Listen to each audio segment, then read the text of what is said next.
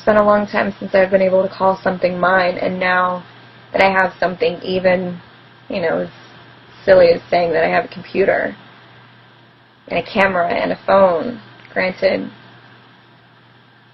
I wouldn't have the phone without you. And I've actually now paid for my own computer. The camera was a gift, but these are things that are mine, and this has just been such a blessing in so many ways. Welcome, friends. I've been missing you so much lately. I have been so crazy busy in my life. You guys know I'm living abroad. There's a lot going on. We're getting ready to find out where we're going next at the end of this tour. So I'll be updating you when I can about all of that. But for now, I wanted to hop on my channel and talk a little bit about what's going on with a case I have been obsessed with since day one. What really happened to Caylee Anthony? Just a little surreal how much things have changed since July and how many things haven't changed. But the good thing is that things are starting to look up and things are starting to change in a good way. And it's just what they say, that things stay good and that they only get better. Guys, for me, the memories of the murder of Caylee Anthony and Casey Anthony's subsequent trial, in which she was shockingly found not guilty, the memories of that have remained so vivid in my heart and my mind over the past several years, as I've continued to track what's going on with Casey as she tries to kind of move on with her life. It's a glamorous new look and a new life for the most hated mom in America. But to be honest with you, from what I'm seeing, Casey hasn't moved on at all. She's stuck, held frozen in a place that she's been in for a very long time. Casey Anthony. We, the jury, find the defendant not guilty. And she's sparking outrage across the nation once again with this comment. I'm okay with myself. I sleep pretty good at night. If you're not aware, since Casey was found not guilty, she's hopped around living with various people who helped her during her case. Allegedly, there was a group of people who came together after Casey was found not guilty and contributed large amounts of money. Some of that money went towards like her lawyer fees and other debts that she had, but allegedly a lot of it went towards like trying to house her, get some therapy for her, provide like new clothing, whatever it was that she needed after she got out of prison. It all came from this funding that came from anonymous donors. So at first, Casey made a home with Cheney Mason. I don't know if you remember him, but he is one of the lawyers who was quite famous before he worked on Casey's case. And even though Jose Baez ended up being Casey's lead attorney and his face was ever visual in the media, Cheney Mason is actually the one that most people credit with helping get Casey off. Cheney had a lot of money and connections, and some people have said that it's his friends, all of his quite wealthy, older, white male friends who started all these contributions to Casey's campaign. And the idea was that eventually Cheney and some of his friends would make this money back. She'd be paid millions to eventually write a book and share her story. But after a period of time, it didn't really work out. The money wasn't coming in like Cheney expected it to. And although it's never been substantiated, rumors are that there was a little bit of a falling out between him and Casey. Nothing too severe, but just kind of like, you've got to figure out what to do with your life now. Where are you going next? You can't live with me forever type of thing. And Casey ended up moving on and moving in with Patrick McKenna. Do you guys know who Patrick McKenna was? If you don't remember, he was the private investigator that Cheney Mason hired to work on Casey's case. He's been a private detective for a long time, and he was the lead investigator on Casey's case, but I don't think he came up with any evidence that really saved Casey's butt. Unfortunately, I've come to truly believe that the reason Casey Anthony got off was the brilliant strategy created by Jose Baez, Cheney Mason, and the rest of the team to paint Casey as a miserable victim who had been treated horribly her whole entire life, and to work hard to dredge up all of this negative information about her family and her parents so that they could blame everything on her dad. And to be quite honest, they did a really good job of that. Unfortunately, such a good job that I believe Casey got away with murder. So for a long time, Casey Anthony has been living in South Florida with Patrick McKenna. Did you see the interview she gave? It was a couple of years ago, where she's living in this kind of like 1970s trailer. The inside of it is all wood paneling, and allegedly she lives on Patrick McKenna's land. His family has taken her in, and she works for his private investigation business. Speaks out in her first interview, and Crime Watch Daily is breaking new information about her life, her new career. I'm sorry, but if I was in a situation where I needed a private investigator and I found out that you had Casey Anthony working for you, I would be livid and I'd be long gone. I would never use you. Gosh, there is so much I could say about Casey Anthony. I'm so interested in her because there's no one else I've ever heard of in any of the true crime investigations that I've followed who was so amazingly good at manipulating everyone around them. There are definitely some cases that are similar to Casey Anthony, but Casey got away with so much her entire life. Who her parents and the people around her thought she was didn't even exist. She made up her job, her friends, her boyfriends. The man who was allegedly Kaylee's father doesn't even really exist. None of the stories she told that we're aware of ever could be substantiated. She lied to her friends, she lied to police, she lied to the media, she lied to the public. And it was awful to see all these pictures and videos of a 3-year-old toddler who was beautiful and smart and so innocent. And to know that her mom literally didn't give an SHIT that she was missing. So in March of 2020, right around that COVID time, Casey told everyone that she was writing a detailed account of her life and the tragedy of losing her daughter Kaylee. And what followed after that, because of course the book was really going to be all about her, not about her daughter, her dad, her relationship with her dad when she says her dad is the one that committed the crime. It's going to be about her. In 2020, she claimed that she had completed 3 chapters and she was well on her way to having this book ready for all of us. At the time, Casey said she knows that the book is going to get a lot of criticism and that she's ready to face that criticism head on. I think she's ready for the money is what she's ready for. She felt like her story needed to be told. Kaylee would be 12 this year. What would she be like right now? Total badass. I would like to think she'd be listening to classic rock and playing sports and not taking from anybody. So I was waiting around hoping to hear when this book was coming out, or hoping to hear from someone else who could come forward and say, like, Casey's full of SHIT and here's why. I've always been wanting her brother, Lee, to speak out, but he never has. I think he wants to move on from all of this. So in 2015, guys, she started her own photography business. She made a Twitter account for this business and it was called Case Photography LLC. I never saw any actual pictures that she took, but she kind of advertised as being a photographer for families. I couldn't even believe it, like the gall, the gumption.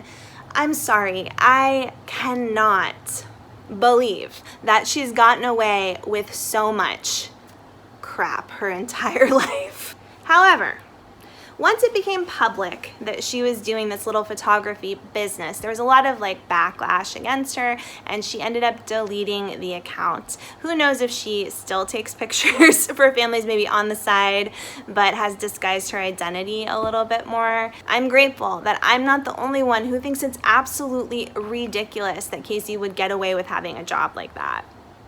So then, in 2020, after like things got kind of rough and she didn't publish her book, December of 2020, she went ahead and launched a private investigation firm in Florida. So she had been working for Patrick McKenna, and now she was like, hell to the no, I'm gonna make my own money and start my own firm.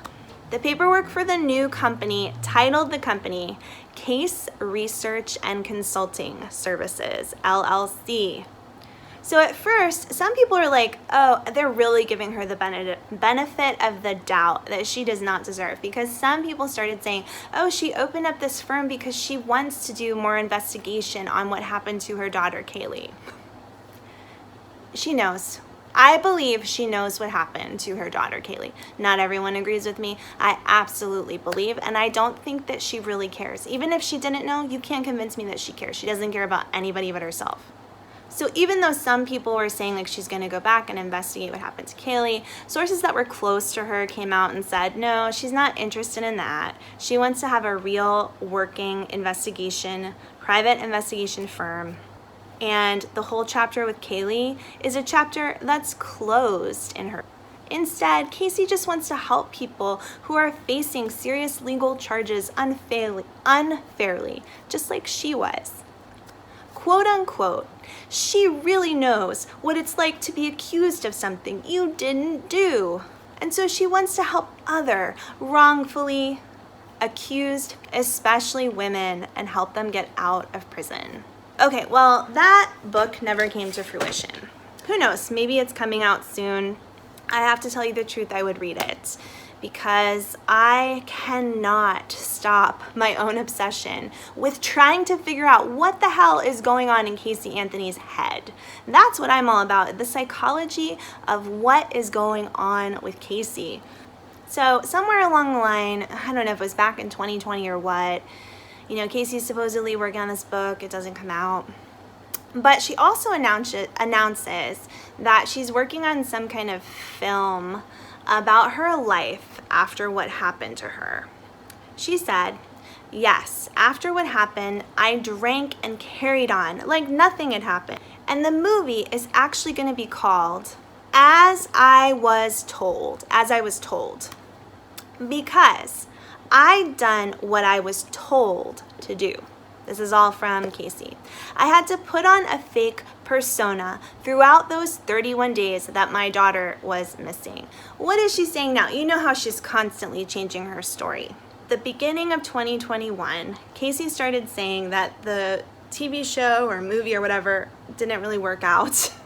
Neither did her book, and she blamed that all on coronavirus. I guess she couldn't blame her dad anymore because he's not in her life. But coronavirus was the problem, and she said, like, my show and my book just really never got off the ground, so I'm heading down a new path. She claimed that she had made a commitment to do the documentary, and this was sometime this past spring in 2022, that it was coming to fruition, but that she was only going to do it if she could do it her way. Of course, it's always the same thing with this person. If I had a person like this in my family or someone I was close to, I don't know what I would do. Slap her in the face? I mean, I've never known someone I count myself lucky that I have not known someone so selfish and ridiculous in my own personal life. Okay, so now the documentary is coming out. It's November 2022, and the documentary has arrived on the Peacock TV channel. It's a 3-part series, and it marks the first time that Casey has really spoken out about the case. It's supposedly going to feature her personal archives, which I think are like home videos and selfies she takes of herself as she lives in this wooden shelter on McKenna's property. She claims she's going to give us a never-before-seen look of what happened during the trial. So again, I think probably like selfies of her with Jose Baez or something insane like that. So episode 1 is set to air November 29th, 2022, and you better bet your butt that I'm gonna be there with bells on watching it. It's really hard for me to get Peacock here in Malaysia, but I'm gonna find a way to make it work. I need to hear what she has to say because it's just another piece of information I need to add to my own understanding of what really happened with this case. We've already gotten a trailer of what's to come. And first and foremost, we find out that Casey's spouting some of the same old stories about what happened to her and her daughter. Casey is quoted as saying, "I still don't know what happened to Kaylee. I know what I'm afraid of. I know what eats me day after day because I know what I've lived through." Casey allegedly is going to open up about her life at home with her parents, and I know that that's a big background piece of what was going on with this case. Many of us have questions. In the trailer, Anthony says, "The outside world saw this perfect little family." And there were moments of that for sure, but that wasn't the reality. She said, "Our life at home was a lie. Telling the truth, especially in our house, wasn't allowed, and it all comes back to my dad." If you're not aware of where she's going with that kind of allegation, we know for a fact that George Anthony, Casey's father, had a problem with gambling. He also got tricked at least once by a fraudulent money scam. And the family lost a lot of money due to George's inappropriate behavior.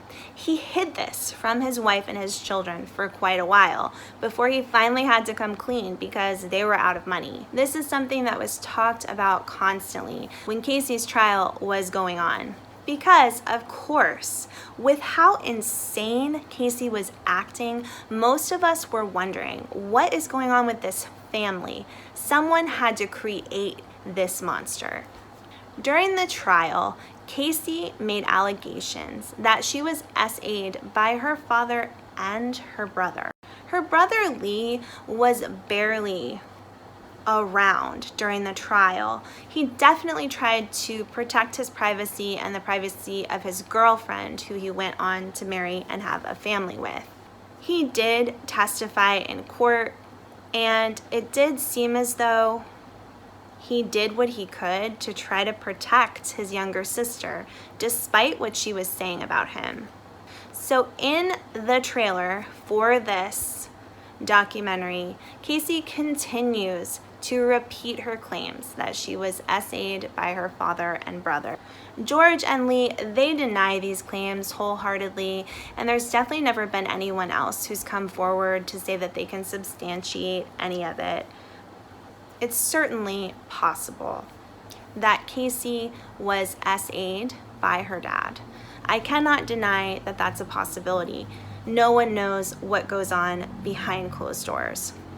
But I think for the great majority of us that have followed this case, something isn't adding up about the idea that this really happened to Casey in her life, and we already know that she's a prolific liar. But Casey continues to claim that her father started SAing her when she was like 8 years old. She also claimed that the interactions stopped when she was 12, but then her brother went on to treat her inappropriately for the next several years until she was 16 years old. One of the new things that we hear in the trailer is Casey comes forward and says, "Lee Anthony, my brother, never AR'd me, but it was close enough and there was a pattern of inappropriate behavior." We also hear Anthony try to explain why she got this stupid tattoo after Kaylee went missing. And during the 31 days that Kaylee was gone and no one could find her, she walked into some Florida tattoo studio and got a tattoo that says Bella Vita, which we've come to know means beautiful life in Italian. So many people have just questioned, like, how could she be just going out and enjoying her life, going to tattoo studios, going out and partying when her daughter is missing? But of course, Casey always has some way to explain her irrational, inappropriate, crazy behavior. Casey is now claiming in this documentary that getting the tattoo was just meant to be a big F you to her family, who she was angry with, and the only way she could get back at them was to get a tattoo she never told them about and continue partying while her daughter was gone. Talking about the tattoo, Casey claims that was a subconscious way for me to speak out against all of it to my family, my flawed and effed up family, my flawed and effed up life. It was the antithesis of what my life really was. So Kaylee is also going to talk to us about how Kaylee was conceived, and this is something that I have a lot of interest in. So many lies have been circulated about what happened to Casey and who is Kaylee's father. I think it's an important piece of the puzzle that I've wondered about for many years now. But of course, Casey is sticking with some kind of crazy stories she's told many people over the years. Casey is saying, when I was 18, I was at a house party. I had a couple of beers. I completely lost my memory because I was drugged. She claims that she woke up with her top on, but the rest of her clothing was on the floor. And she said, I was extremely disoriented and I felt like something had happened. So this is interesting because in the past she made up a whole story about how Kaylee's father was some guy who was killed in an accident, was gonna marry her and they're gonna have a beautiful life and raise their daughter, but he was killed in an accident. And she told so many people, including her parents, this story. Now she has a different story. I think she thinks this makes her more of a victim. And you know, Casey she's been victimized so many times in her life, according to her. One of the issues is that Casey went to her boyfriend that she had at the time, Casey Grunt, and told him that he was Kaylee's father. For a while, she ran with that story until after Kaylee was born, and they did the paternity test and it was negative. You know, she said that she did this because she thought like there was a possibility that he could be the dad, and I know this happens to a lot of people where they've had multiple partners for whatever reason, and they're just hoping for the best that it's the partner they choose who is the father, but that wasn't the case. I said it was this old friend from way back when. It's so effed up. It's just years of feeling like I needed to live a certain life or show people I lived a certain life because I didn't want people to pity me. I didn't want my kid growing up thinking she was the product of something so bad, and I didn't want her. That I can really understand. It's a very difficult decision in the first place to go forward with having a child who is the product of R. And there's so many complicated emotions that go along with that. I'm not sure if that's really what happened to Casey. I cannot believe anything she says because she's a pathological liar, and clearly all of her stories are so self-serving. I've yet to see a story that really paints her as the bad guy, even a small story, you know, to say like I really messed up here and I made a lot of mistakes. She just really never is able to face the reality that she's done some really terrible things, and that's outside of what happened to her daughter Kaylee. So allegedly in this documentary, Casey is going to continue to blame her father George. She says that she essentially, on the day that Kaylee originally disappeared, Casey says that she fell asleep because she wasn't feeling good. Not because she's a bad mom or like, you know, she had been drinking the night before and she was hungover. She fell asleep because she was sick, and she trusted her dad he was in the house, and she trusted him to take care of Kaylee. She claims that she had Kaylee like lay in bed with her because she wasn't feeling well, but when she awoke, Kaylee was gone. She claims it was actually her father who woke her up, kind of shaking her and being like, come on, Casey. And George was saying, where's Kaylee? Where's Kaylee? Casey says, that didn't make any sense. She would never leave my room without telling me. a 3-year-old wouldn't leave your room, your bedroom in your house that she lives in without telling you, wow, you really had her trained well. She says, I immediately started looking around the house. I go outside and I'm looking to see where she could be. Casey then claims that she saw her father, George, holding Kaylee. He was standing there with her, she said. She was soaking wet. He handed her to me, said it was my fault that I caused it, but he didn't rush to call 911, and he wasn't trying to resuscitate her. I collapsed with her in my arms. She was heavy and she was cold. So I guess there's some indication from Casey that she drowned in the pool. This is something that has come up many times before. Guys, I could go over this case to an extreme, but I think most of you, if you're here, you have some knowledge of what happens. And there was a time where before Kaylee was even found, her body was found, that many people questioned if she would have accidentally drowned in the pool. And I think for sure Casey heard that and said, hey, that's a great excuse as to what happened to my daughter. Because even though it's an accident and I can be held a little bit accountable for that, it still leaves me kind of as a victim. And of course, Casey is making it like her dad was freaking out at her because she had fallen asleep and let her daughter drown in the pool. I mean, what grandfather wouldn't be freaking out about that? But, you know, again, this is a horrible tale of Casey being treated so inappropriately by everyone around her. So this is what we're getting in this sneak peek. So this is what we're hearing about in this sneak peek trailer. I'm sure there's going to be a lot more in this series. I am really interested in knowing what Casey has to say. I have to be careful about showing too much support towards her by like financially contributing to people paying her for her story, because I have never been so disgusted with another human being. I don't know why it rubs me the wrong way so terribly, but I will never forget where I was when I watched the Casey Anthony trial.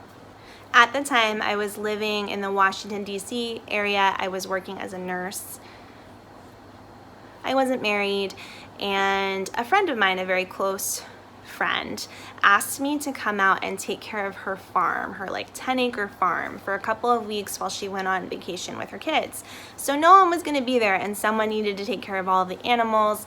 And I've worked on farms before and ridden horses, and she had some horses, and it was a great opportunity for me to get away like from the city, but still within distance of my work. So I was literally holed up in this very isolated, beautiful farmhouse on many acres of land, taking care of animals in the morning, then coming back into the house and watching the Casey Anthony trial. I had already been really interested in the case, but the trial took it to a whole nother level for me. It was televised, so we got to see everything, and it was so dramatic.